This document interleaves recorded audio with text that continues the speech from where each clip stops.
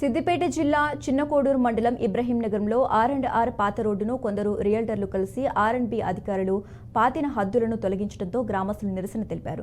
పాత రోడ్డుకు ఆనుకుని ఉన్న భూమిలో కొందరు రియల్టర్లు వెంచర్లు వేశారని, అందుకే రోడ్డును కబ్జా చేశారని గ్రామస్తులు ఆరోపిస్తున్నారు. ప్రభుత్వ భూమిని కాపాడాలంటూ గ్రామస్తులు హద్దులను తొలగించడంను అడ్డుకున్నారు. ఈ విషయంపై చిన్నకోడూరు పోలీస్ స్టేషన్లో ఫిర్యాదు చేశామన్నారు.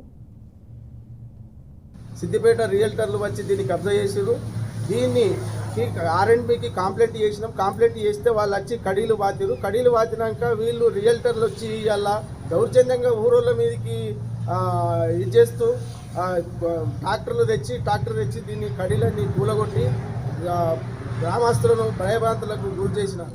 78 లక్షలు విలువ చేసే జాగా దీని మీద వాళ్ళ రియల్టర్ల కన్ను పడి మా ప్రజలకు ఎలాంటి ఉపయోగపడకుండా చేయాలని చేస్తున్నారు. ఇక్కడ ఎంతో మంచిగా రోడ్డుకున్న జాగా మేము కూరగాయల మార్కెట్ కట్టుకుందామని మేము దీన్ని మంచిగా చేసుకున్నాం. వాళ్ళు సిద్దిపేట నుంచి వచ్చి ఇది ఒకటే జాగా కాదు, సిద్దిపేట నుంచి చాలా మంది రియల్ ఎస్టేట్ వ్యాపారులు వచ్చి మా జాగాలు ఎక్కడ కనబడితే అక్కడ కబ్జాలు చేస్తుర్రు.